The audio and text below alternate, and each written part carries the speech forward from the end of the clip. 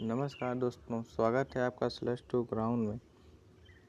आज हम उपस्थित हैं अपने इलेक्ट्रोस्टैटिक के चैप्टर 1 के लास्ट पार्ट के साथ। तो इस पार्ट में हम लोग interior of the solid sphere का डेरिवेशन देखेंगे। और जो चैनल पर नए आए हैं और जिन्होंने इसके पहले के पार्ट नहीं देखे हैं, वो चैनल की प्लेलिस्ट से जाके पहले देख लें ताकि अच्छे से एक्सप्लेनेशन क्लियर हो सके। और चलिए तब इसको भी, इस डेरिवेशन को, जो लास्ट डेरिवेशन है स्फीयर का, उसको देखते हैं। इसके बाद टॉर्क बचा है। और एक चीज़ और, ये जो पीडीएफ है इसका मैं लिंक डिस्क्रिप्शन बॉक्स में दे दूँगा ताकि आपको आसानी हो सके पढ़ने में। तो वहाँ से आप विजिट करके आप पीडीएफ भी इसका ले सकते हैं। ये नोट्स ही है, जब मैं पढ़ता था तो मेरे टीचर लिखवाए थे, तो आप इसको भी फॉलो करके पढ़ सकते हैं। अच्छा है, नोट्स है, मैं भी इसी से पढ़ा था। तो चलिए शुरू किया जाए। तो देखिए, इन द इंटीरियर में क्या होगा। अब ध्यान दीजिएगा, जब हॉलो की बात हो रही थी, हॉलो में क्या था, ऐसे हॉलो था तो जो चार्ज था वो सरफेस पे रिसाइड कर रहा था, है कि नहीं। तो इसलिए इंटीरियर वाला 0 हो गया था। लेकिन ये सॉलिड स्फीयर, इसमें क्या होगा, अंदर रिसाइड करेगा चार्ज। समझ रहे हैं ना। इसलिए हमको इस पे 0 नहीं करना, ये ध्यान दीजिएगा।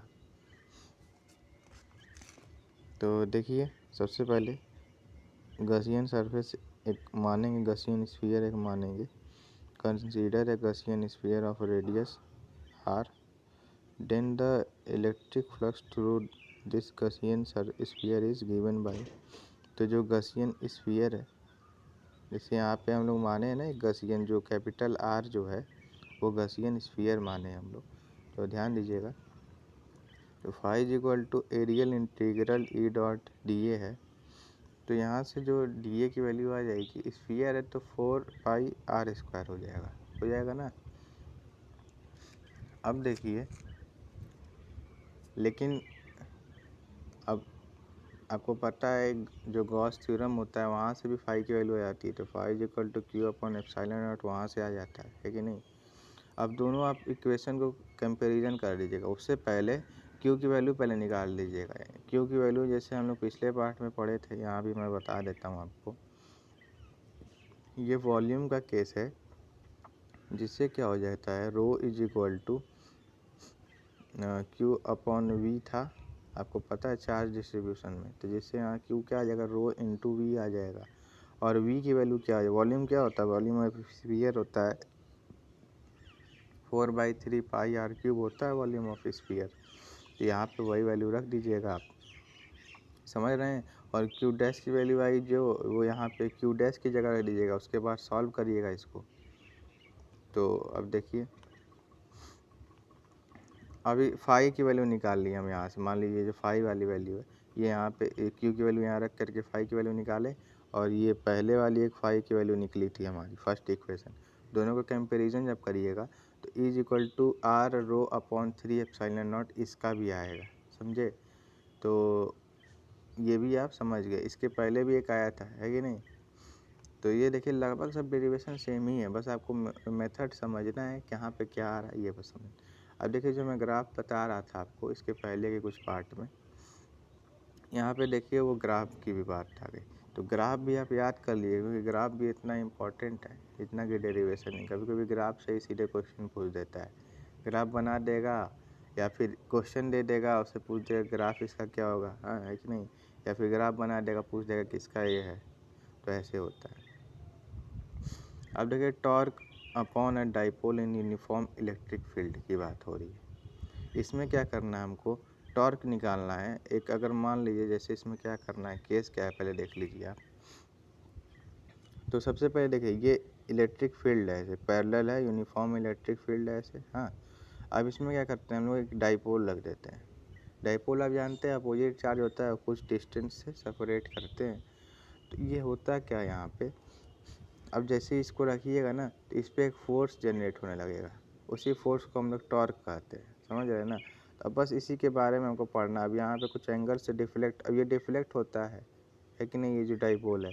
तो यही सब अब पढ़ना है इसके बारे में, समझ रहे हैं ना। तो अब देखिए, ये क्या कह रहा है स्टेटमेंट देखिए, when a dipole is placed in a uniform electric field such that its axis is at angle theta from the field direction then equal and opposite force act upon the point charge at its end. तो देखिए मैं कहा नहीं force लगने लगेगा, तो this force produce a torque which tend to bring the axis of dipole in the direction of field। तो ये क्या करता है कि जो डाइपोल की डाइपोल जो है वो एक फील्ड में ले आने की कोशिश करता है, जो टॉर्क रहता है उसके एक्सिस को, ठीक। तो यही जो टॉर्क होता है ये रिस्टोरिंग टॉर्क भी कहलाता है। जो टॉर्क होता है, अब आपको कहीं रिस्टोरिंग टॉर्क का नाम से दे दिया तो उस पर कन्फ्यूज ना हो जाइएगा, टॉर्क ही होता है वो, ठीक। तो सिंपली आप टॉर्क को समझिए ना, टाउ से डिनोट करते हैं, मतलब टी ऐसे लिखिएगा, हल्का से ऐसे बेंड कर दीजिएगा, तो टाउ इज इक्वल टू क्या हो जाता है, फोर्स इनटू परपेंडिकुलर डिस्टेंस हो जाता है, समझे। तो यही हो जाता है सिंपली। अगर टाउ की वैल्यू मतलब आपको टॉर्क की वैल्यू आपको पूछेगा तो वहाँ से आप फोर्स इनटू परपेंडिकुलर डिस्टेंस से निकाल देंगे, समझे।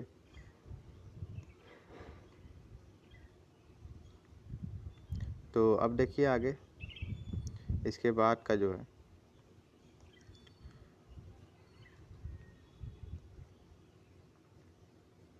सबसे पहले देखिए, अब देखिए फोर्स इनटू परपेंडिकुलर डिस्टेंस की बात थी, साथ में डाइपोल था, है कि नहीं।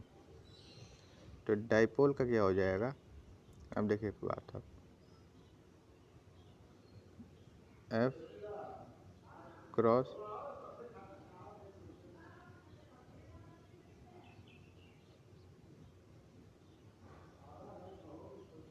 फोर्स क्रॉस परपेंडिकुलर डिस्टेंस होता है, ये आपको पता है। तो फोर्स क्या हो जाएगा, क्यू ई, आप जानते हैं कि नहीं फोर्स की फॉर्मूला। और डिस्टेंस यहाँ पे क्या हम लोग ले लेंगे, 2L ले लेंगे, और जो ये जो है एक एंगल भी तो आप बात की ना, थीटा की बात हुई, तो एंगल जो हो जाएगा वो साइन थीटा रहेगा, ठीक।